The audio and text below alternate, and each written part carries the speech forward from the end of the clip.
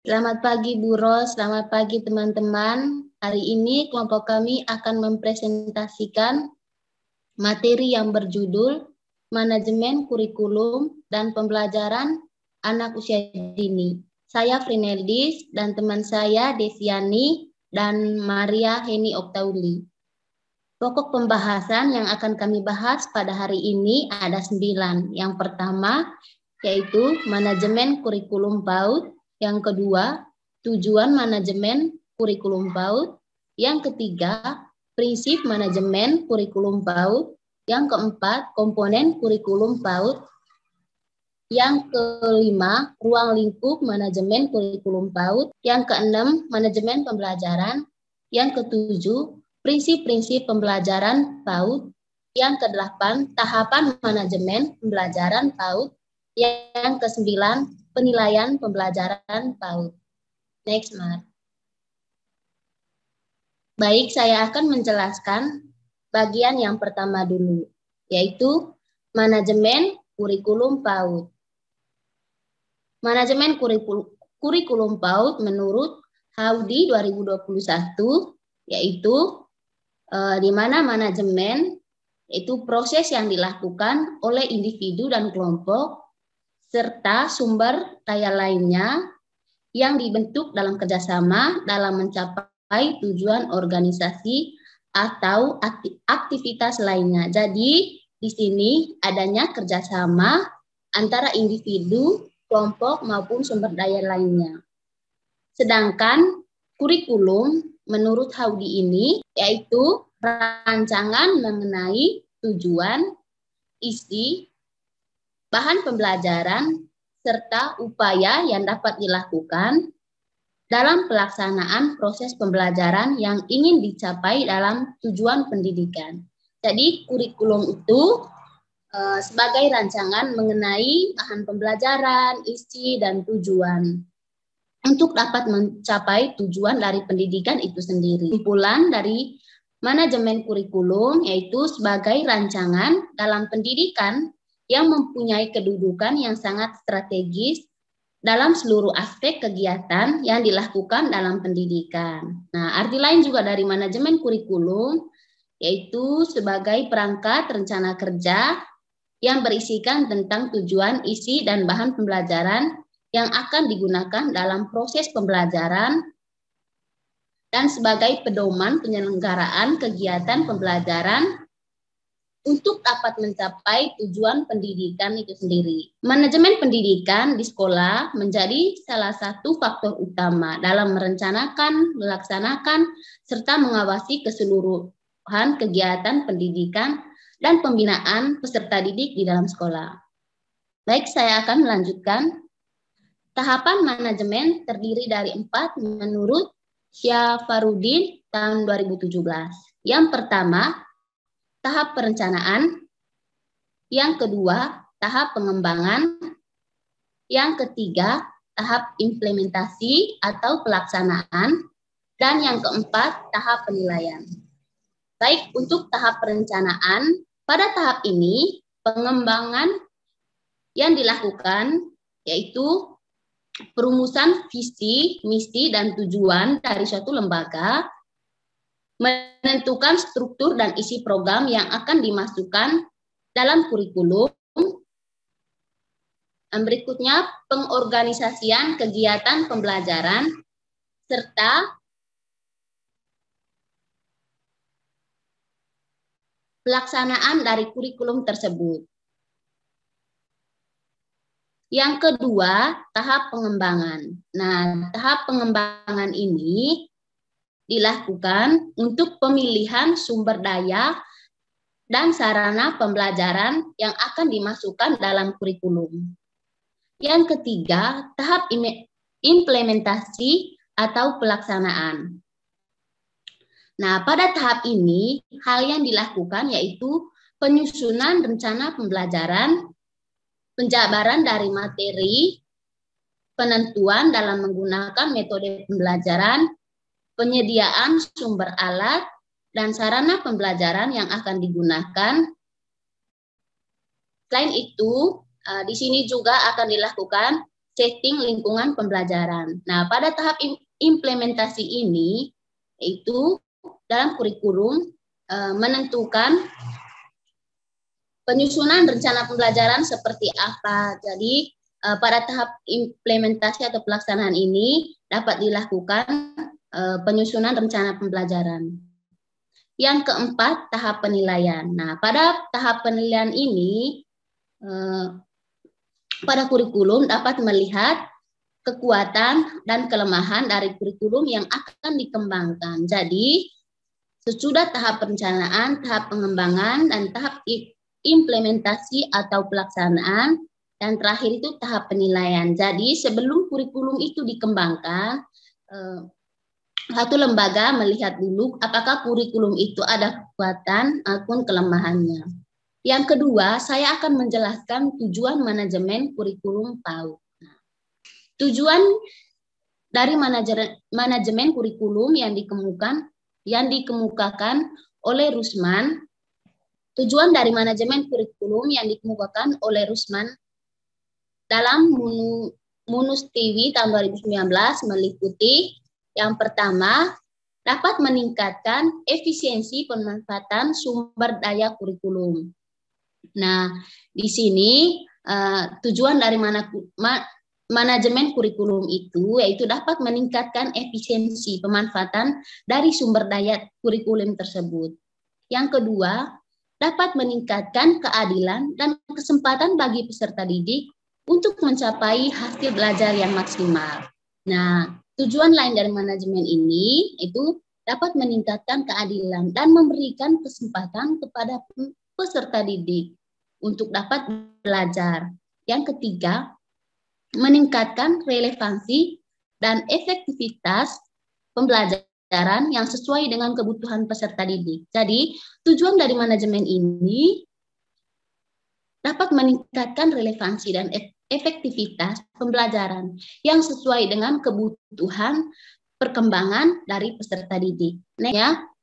Yang keempat, meningkatkan efektivitas kinerja pendidik maupun aktivitas dari peserta didik dalam mencapai tujuan pembelajaran. Nah, tujuan dari manajemen ini yaitu meningkatkan efektivitas kinerja pendidik. Jadi, pendidik dalam memberikan materi pembelajaran kepada anak usia dini harus sesuai dengan kurikulum yang dibuat oleh suatu lembaga.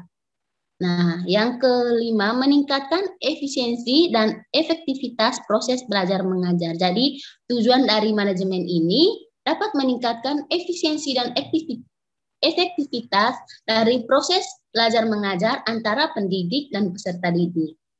Yang keenam, meningkatkan partisipasi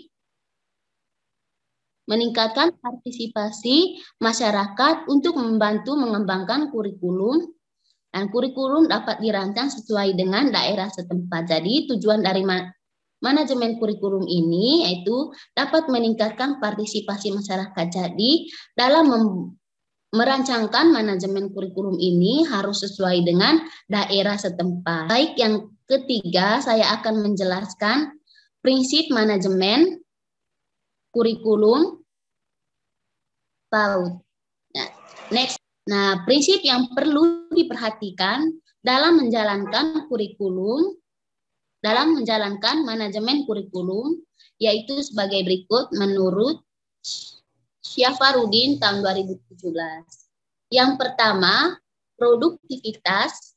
Yang kedua, demokratis.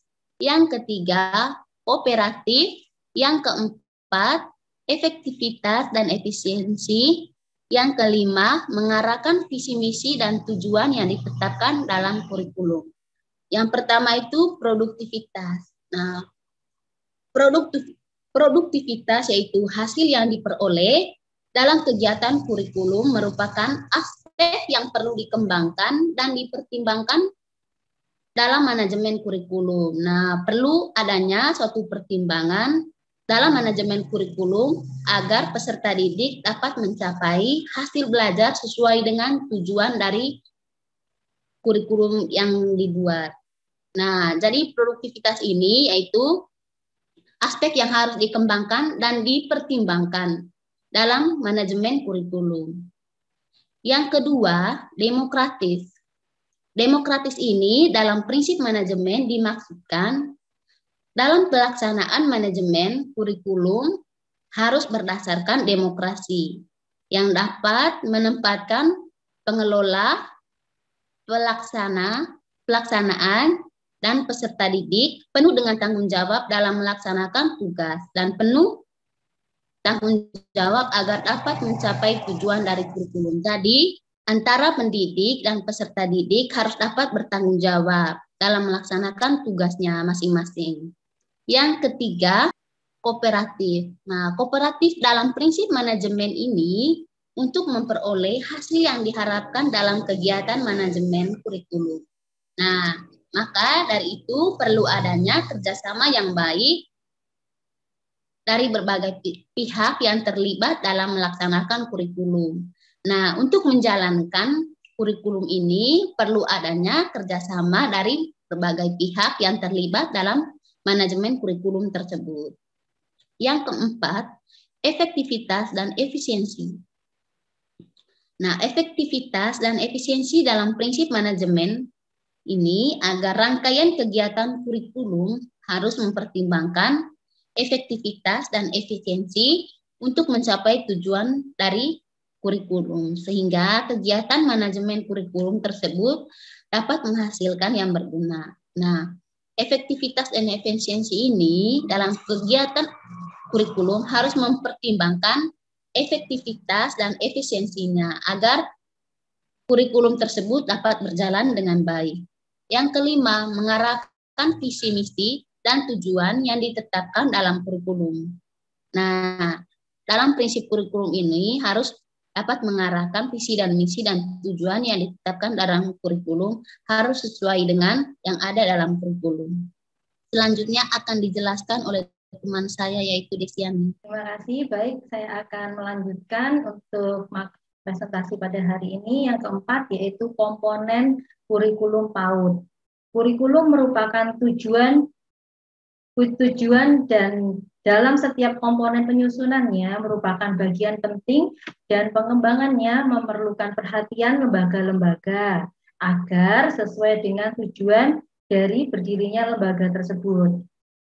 Baik, di sini ada yang menurut IDI 2016 halaman 53 bahwa kurikulum memiliki beberapa komponen yang meliputi tujuan, isi atau materi, sarana dan prasarana, strategi pembelajaran, dan evaluasi atau penilaian sebagai berikut. Yang pertama, komponen tujuan kurikulum PAUD. Tujuan kurikulum PAUD meliputi 3 perkembangan, yaitu perkembangan kognitif, perkembangan afektif, dan perkembangan psikomotorik. Jika dibedakan, dapat terbagi menjadi 2, yaitu tentunya tujuan makro. Tujuan makro di sini sudah diatur dalam Peraturan Menteri Pendidikan Nasional, dan tujuan mikro. Tujuan mikro di sini diatur oleh pihak yang berwenang yang menangani setiap jenjang pendidikan. Bila diklasifikasikan, maka tujuan pendidikan menjadi tujuan nasional, tujuan institusional. Yang kedua, komponen materi atau konten materi. Komponen materi kurikulum, khususnya pendidikan anak usia dini, tercantum dalam Permendikbud nomor 146/146 tahun 2014 yang meliputi 6 aspek pengembangan, yaitu yang pertama pengembangan nilai agama dan moral, yang kedua pengembangan fisik motorik, yang ketiga pengembangan kognitif, yang keempat perkembangan bahasa, yang kelima perkembangan sosial emosional, yang keenam pengembangan seni. 3. Komponen media atau sarana pembelajaran. Komponen media terkait pada sarana dan prasarana merupakan suatu penunjang keberhasilan kurikulum PAUD. Sarana dan prasarana di sekolah dapat menyangkut indoor itu yaitu di dalam, dan outdoor yaitu di luar, yang pastinya sudah disesuaikan dengan kapasitas ruang sekolah. Sebagai syarat pendukung sarana-prasarana perlu memperhatikan kebutuhan anak secara menyeluruh dan terintegrasi. Yang keempat, komponen strategi pembelajaran. Strategi pembelajaran diartikan sebagai perencanaan yang berisi rangkaian kegiatan yang didesain untuk mencapai tujuan pendidikan. Arti dari Hamruni 2012 halaman 2, dan sebagai bentuk usaha para pendidik dalam menerapkan berbagai model pembelajaran untuk mencapai tujuan yang diharapkan. Di sini kutipan dari Musdid 2017 halaman 99. Yang kelima, komponen proses pembelajaran. Proses ini diawali dengan penataan lingkungan belajar, membuat nuansa pembelajaran seperti yang dikemukakan oleh Triwianto 2015 halaman 33. Pembelajaran sebagai upaya, penataan lingkungan belajar berguna untuk memberikan nuansa pembelajaran sehingga program pembelajaran dapat tumbuh dan berkembang secara optimal. Yang keenam, komponen evaluasi. Evaluasi ini menurut Rusman 2019 halaman 93, yaitu suatu proses yang sistematis dari pengumpulan, analisis, dan interpretasi data untuk mencapai sejauh mana peserta didik dapat mencapai sebuah tujuan pembelajaran yang telah dilaluinya. Berdasarkan pendidikan anak usia dini, evaluasi kurikulum dilakukan berdasarkan ketercapaian materi kurikulum berupa seluruh aspek perkembangan anak didik PAUD, seperti yang tadi 6 aspek pengembangan yang sebelumnya. Yang kelima, pokok bahasan kami yang kelima yaitu ruang lingkup manajemen kurikulum PAUD. Di sini dikatakan harus relevansi. Itu sendiri menurut Wahyudin 2014 halaman 20 dikembangkan dalam penyusunan kompetensi dasar yang sesuai dengan sosial dan budaya tempat tinggal peserta didik. Dengan ini terlihat jelas proses pengembangan manajemen kurikulum setiap lembaga pendidikan satu dengan yang lain pasti berbeda, tidak sama. Karena lingkup manajemen kurikulum meliputi yang pertama, perencanaan kurikulum. Menurut Hamalik 2017 halaman 117, perencanaan kurikulum sebagai suatu proses ketika peserta didik dalam banyak tingkatan membuat keputusan tentang tujuan belajar. Kegiatan pokok dalam perencanaan yaitu yang pertama, tujuan dirumuskan atau perumusan tujuan. Jadi tujuannya di data apa saja lalu dirumuskan. Yang kedua, perumusan isi. Yang ketiga, perumusan strategi pembelajaran yang akan digunakan. Yang terakhir yaitu perumusan penilaian. Jadi setelah strategi pembelajaran yang sudah disampaikan, lalu dirumuskan juga poin-poin penilaiannya seperti apa. Yang kedua, perorganisasian kurikulum. Perorganisasian kurikulum dikembangkan dalam bentuk perorganisasian yang disesuaikan dengan tingkatan jenjang pendidikan, yaitu kurikulum tema pembelajaran, kurikulum layanan pendidikan inklusi, kurikulum terintegrasi, dan care kurikulum. Yang ketiga, pelaksanaan kurikulum. Pelaksanaan kurikulum dibagi menjadi 2 tingkatan, yaitu pelaksanaan kurikulum tingkat sekolah atau KTSP yang kepala sekolah yang berperan, dan kurikulum tingkat kelas yaitu guru yang melaksanakan kurikulum tersebut. 3 faktor pelaksanaan sebagai berikut. Yang pertama, ada karakteristik kurikulum. Yang kedua, ada strateginya, strategi mengimplementasikannya. Yang ketiga, karakteristik pengguna kurikulum. Pada kurikulum PAUD menjadi dasar dari proses kesiapan pendidikan ke tingkat selanjutnya. Jadi kurikulum PAUD di sini menjadi ujung tombak karena dari kurikulum PAUD anak tersebut dapat siap untuk menuju ke tingkat pendidikan selanjutnya, yaitu SD, SMP, SMA, seperti itu. Yang keempat, evaluasi kurikulum. Evaluasi kurikulum bertujuan untuk membantu peserta didik memahami, menilai dan memperbaiki metode pendidikan melalui kurikulum yang diterapkan.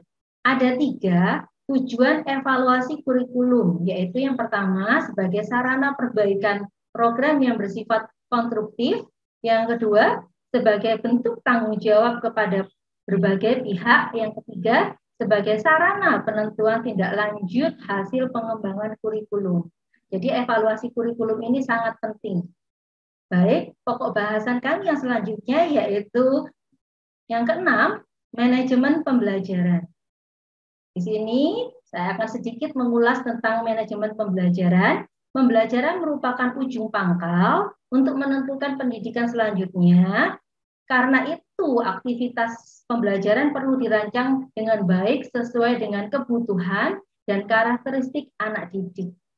Karena kebutuhan satu sekolah anak didik tersebut sangat berbeda dengan kebutuhan di sekolah lain. Yang kedua, manajemen pelaksanaan pembelajaran PAUD, yaitu suatu proses perencanaan, perorganisasian, pengendalian, dan evaluasi pembelajaran PAUD yang dilakukan secara sadar, efektif, dan efisien antara pendidik dan anak didik untuk mencapai tujuan pembelajaran. Yang ketujuh akan dilanjutkan oleh rekan kami, Mari. Ya, baik. Materi kami yang berikutnya, materi yang ketujuh yaitu prinsip-prinsip pembelajaran PAUD.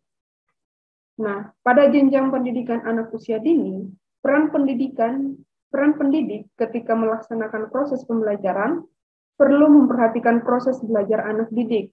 Nah, adapun prinsip-prinsip pembelajaran tersebut yang dikemukakan oleh Suyadi dan Ulfa pada tahun 2013, yaitu yang pertama, berorientasi pada kebutuhan anak. Nah, di mana di sini maksudnya kegiatan pembelajaran anak usia dini pada tingkat satuan PAUD.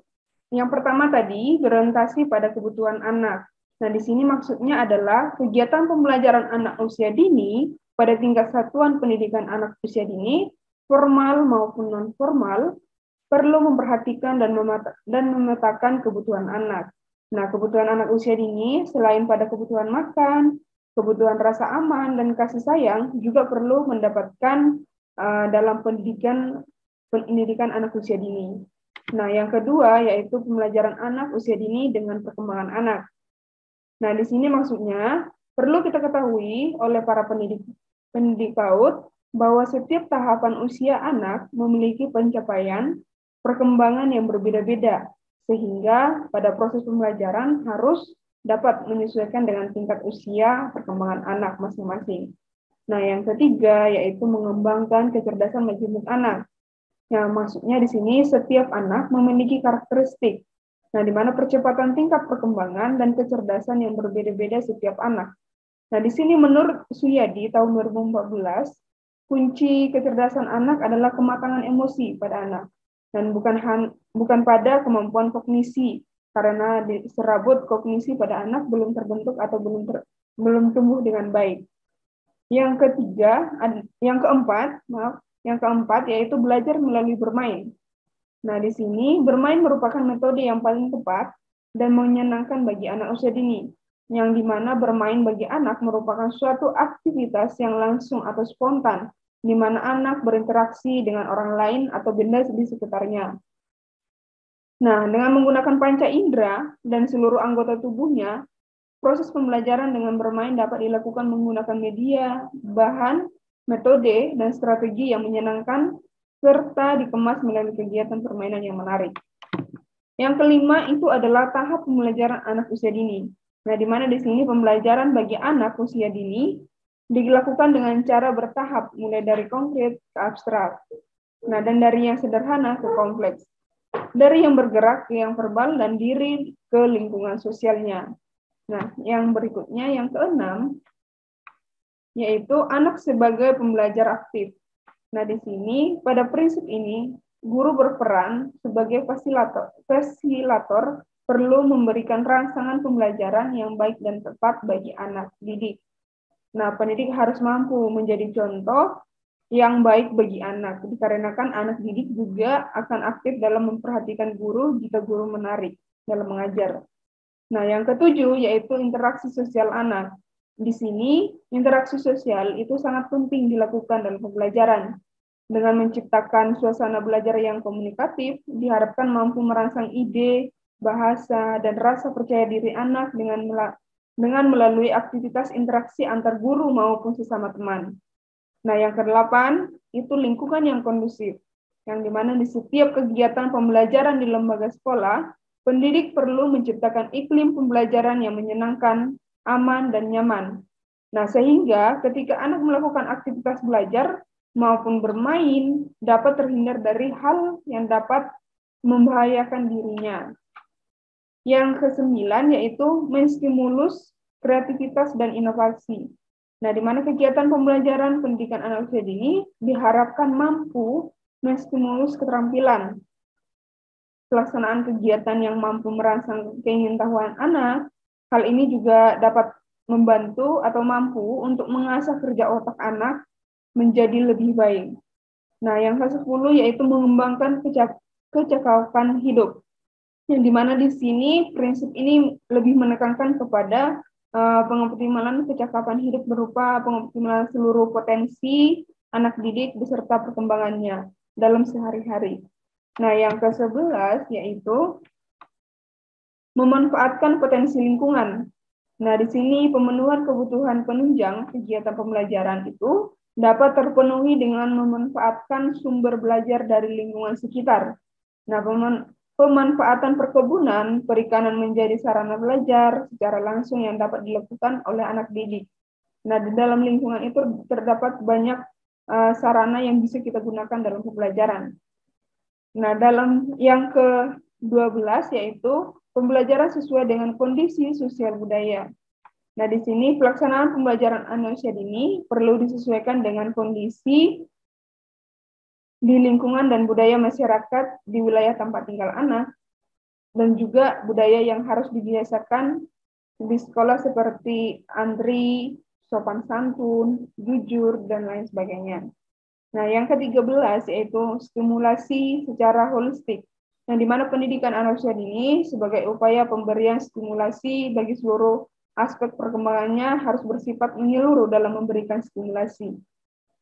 Nah, dalam pendidikan dalam merancang pembelajaran itu tidak dianjurkan hanya mengoptimalkan salah satu perkembangan atau kecerdasan saja, melainkan pembelajaran yang diajarkan mampu mengoptimalkan keseluruhan aspek sosial, pengetahuan, keterampilan, dan spiritual anak didik. Nah, yang ke-8, materi yang ke-8 yaitu tahapan manajemen pembelajaran pendidikan anak usia dini. Nah, yang pertama, tahapan manajemen pembelajaran pendidikan anak usia dini itu dibagi menjadi 4 bagian, yaitu yang pertama, perencanaan pembelajaran, yang dimana di sini yang dikemukakan oleh Mukhtar Latif pada tahun 2014, yang dimana mengatakan bahwa perencanaan pembelajaran adalah suatu rencana belajar yang disusun untuk menyalurkan materi-materi yang telah dipilih, yang diorganisasikan ke dalam serangkaian kegiatan serta prosedur kerja. Nah, menurut Sagala juga yang dikutip oleh Sulis Yorini dan Fatur Rahman pada tahun 2014, yang dimana memaparkan 5 prinsip perencanaan pembelajaran, yaitu yang pertama, itu menetapkan apa yang diinginkan dilakukan oleh guru. Yang kedua, membatasi sasaran atas dasar tujuan instruksional. Yang ketiga, mengembangkan alternatif-alternatif yang sesuai dengan strategi pembelajaran. Yang keempat, mengumpulkan dan menganalisis informasi yang penting untuk mendukung kegiatan pembelajaran. Yang kelima, mempersiapkan dan mengkomunikasikan rencana dan keputusan-keputusan yang berkaitan dengan pembelajaran kepada pihak-pihak yang berkepentingan. Nah, pada proses perencanaan pembelajaran, pengelolaan pembelajaran minimal menyusun beberapa komponen perencanaan sebagai berikut. Nah, yang pertama itu adalah penyusunan program tahunan. Nah, program tahunan ini merupakan program umum pada setiap mata pelajaran atau tema pembelajaran untuk setiap kelas atau kelompok belajar, yang dimana sudah dipersiapkan pada tahun ajaran baru. Nah, rencana pembelajaran ini juga 1 tahun dapat dimaknai sebagai rencana pembelajaran yang dibuat oleh guru dalam merencanakan kegiatan pembelajaran untuk 1 tahun atau 2 semester yang untuk digunakan. Nah, yang kedua itu adalah penyusunan program semester, di mana rencana ini, rencana pembelajaran semester atau sering disebut dengan prosem, program semester. Nah, merupakan rencana pembelajaran yang dibuat oleh guru dalam merencanakan kegiatan pembelajaran untuk 1 semester. Nah, menurut Sulistyorini dan Fatur Rahman pada tahun 2014 itu mengatakan bahwa program semester ini berisikan garis-garis besar yang mengenai hal-hal yang hendak dilaksanakan dan dicapai dalam 1 semester. Nah, yang ketiga itu penyusunan rencana pelaksanaan pembelajaran mingguan, yang dimana di sini rencana pelaksanaan pembelajaran mingguan ini atau yang disebut dengan RPPM, yang dimana disusun sebagai acuan pembelajaran selama 1 minggu. Nah, RPPM ini tersebut dapat berbentuk jaringan tema atau format lain yang dikembangkan oleh satuan pendidikan anak usia dini yang berisi proyek-proyek yang akan dikembangkan menjadi kegiatan pembelajaran sehari-hari. Yang keempat, yaitu penyusunan rencana pelaksanaan pembelajaran harian. Nah, di sini rencana pelaksanaan pembelajaran harian atau RPPH merupakan rencana pembelajaran dalam 1 kali pertemuan.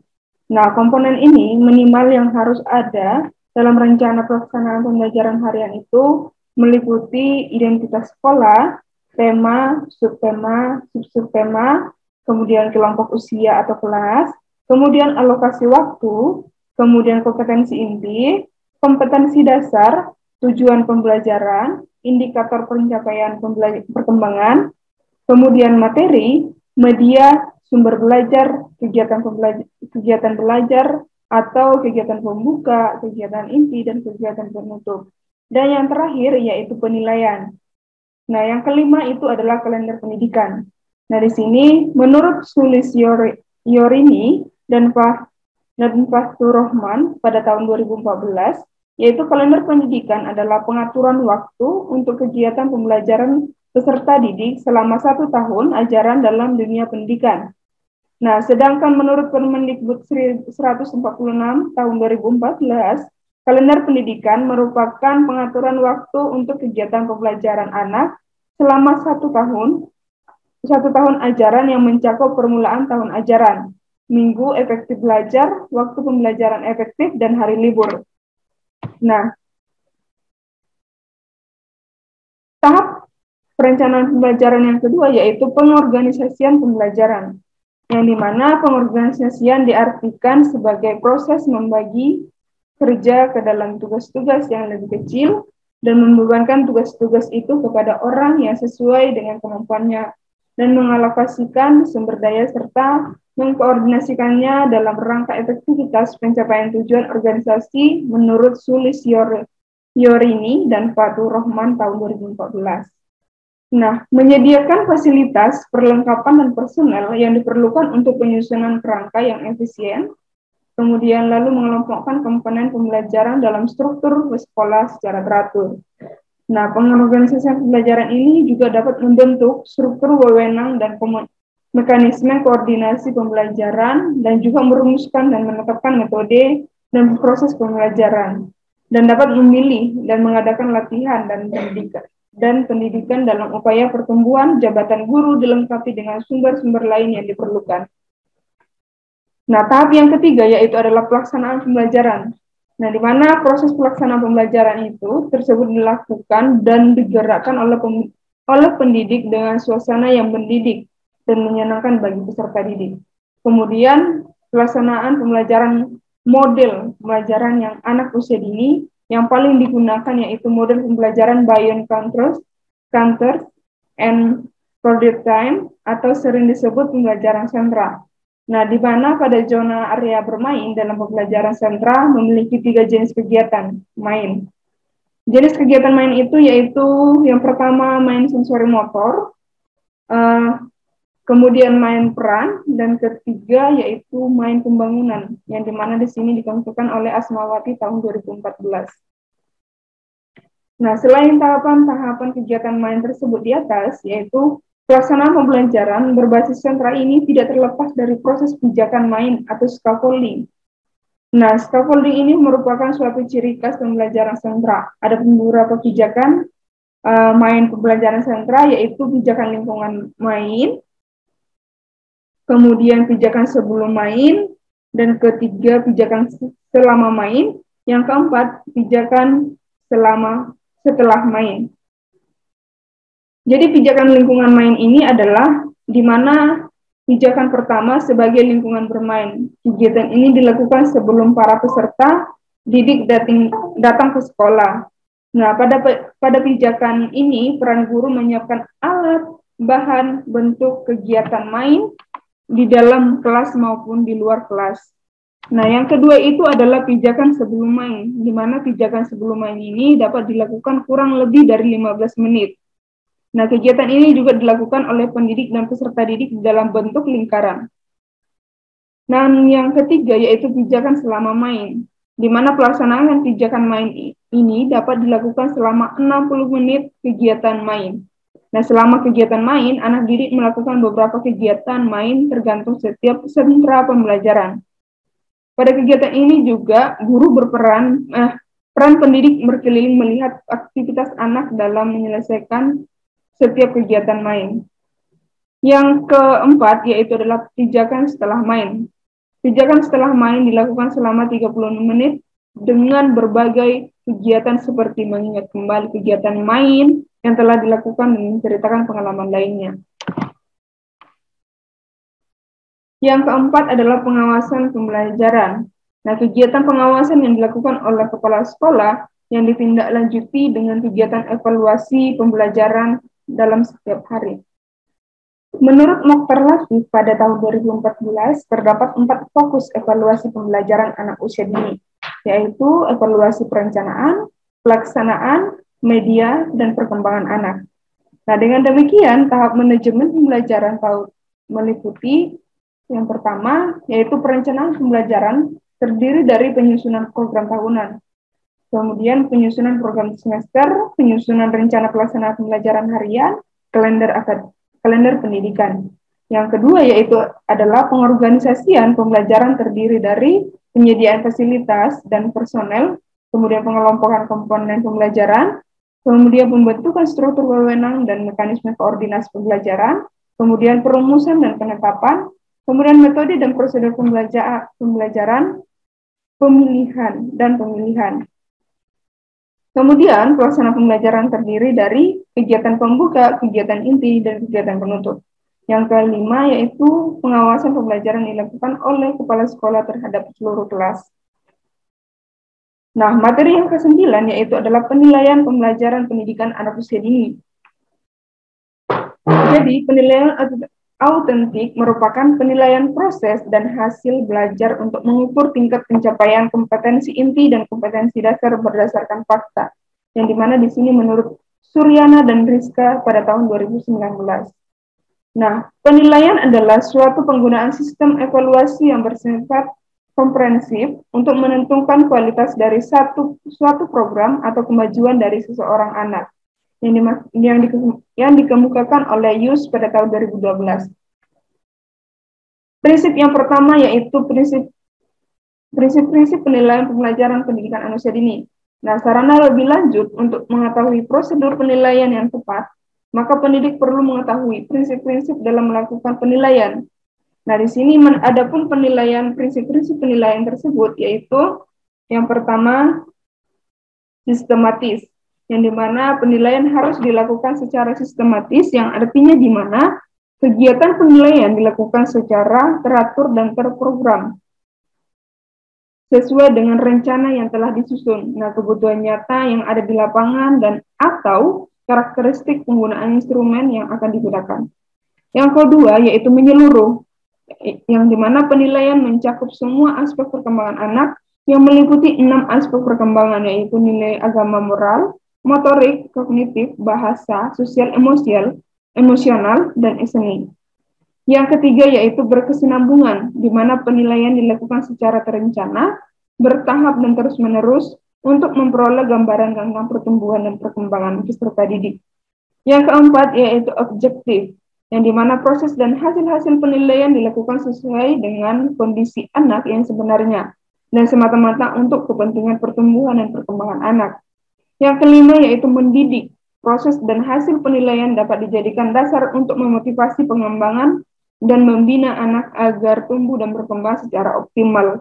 Yang keenam yaitu kebermaknaan, yang dimana hasil penilaian harus memiliki arti dan bermanfaat bagi peserta didik, orang tua, guru, dan pihak lain yang relevan, yang dimana dikemukakan oleh Suryana dan Rizka pada tahun 2019. Yang kedua ini adalah teknik penilaian pembelajaran pendidikan anak usia dini. Nah, di mana penilaian anak didik dapat dilakukan pada tahap kegiatan pembelajaran sehari-hari. Nah, dalam menilai, pendidik perlu mengetahui berbagai macam teknik yang tepat untuk menilai perilaku anak. Nah, adapun teknik penilaian yang sering digunakan dalam menilai pembelajaran anak usia dini, yaitu adalah yang pertama, observasi. Nah, menurut Anita Yus pada tahun 2012, observasi atau pengamatan merupakan proses pengumpulan data dengan menggunakan alat indera. Sedangkan pendapat lain mengatakan bahwa observasi adalah pengumpulan data untuk mendapatkan informasi melalui pengamatan langsung terhadap sikap dan perilaku anak. Lalu kemudian menurut H.E. Mulyasa tahun 2012 berpendapat mengenai observasi dapat disimpulkan bahwa observasi itu merupakan sebuah cara untuk menilai dan mengambil data yang faktual di lapangan dengan cara pengamatan dan objek yang dinilai dari anak-anak. Yang kedua yaitu catatan anekdot, yang dimana catatan anekdot merupakan teknik di mana proses penilaian anak didik dilakukan dengan cara menilai sikap dan perilaku anak yang terjadi secara khusus atau peristiwa yang terjadi secara tiba-tiba. Nah, catatan anekdot ini juga dapat dilakukan sebagai penilaian perilaku atau sikap anak secara tiba-tiba. Maka terdapat beberapa hal yang perlu diperhatikan, yaitu pendidik perlu mencatat kegiatan-kegiatan yang belum pernah dilakukan oleh anak didik. Yang ketiga yaitu hasil karya. Menurut Suryana dan Rizky tahun 2019, hasil karya merupakan teknik penilaian yang memfokuskan pada hasil kerja peserta didik setelah melakukan suatu kegiatan dan dapat berupa pekerjaan tangan atau karya seni. Nah, yang berikutnya itu adalah unjuk kerja, yang dimana di sini penilaian unjuk kerja itu dilakukan berdasarkan tugas yang diberikan oleh pendidik kepada anak didik untuk melakukan tugas atau perbuatan yang dapat diamati. Nah, yang berikutnya yaitu portofolio. Portofolio itu merupakan kumpulan atau rekam jejak berbagai hasil kegiatan atau catatan guru tentang berbagai aspek perkembangan anak yang dikumpulkan dalam kurun waktu tertentu. Adapun karakteristik tersebut meliputi yaitu yang pertama berpusat pada kemajuan anak dalam menetapkan tujuan belajar, kemudian mengukur prestasi anak dengan memperhatikan perbedaan individual, yang ketiga itu menggunakan pendekatan kolaboratif, yang keempat mendorong anak untuk dapat menilai sendiri karyanya, yang kelima bertujuan untuk peningkatan karya dan prestasinya, dan yang keenam memiliki keterikatan yang erat dengan pembelajaran. Nah, kesimpulan dari materi ini adalah manajemen kurikulum sangat penting untuk suatu lembaga karena dengan adanya kurikulum dapat membantu pelaksanaan pembelajaran. Kurikulum ini dirancang untuk membantu proses pembelajaran dan keberhasilan belajar peserta didik. Nah, kurikulum perlu adanya perencanaan kurikulum, pengorganisasian, pelaksanaan, serta evaluasi.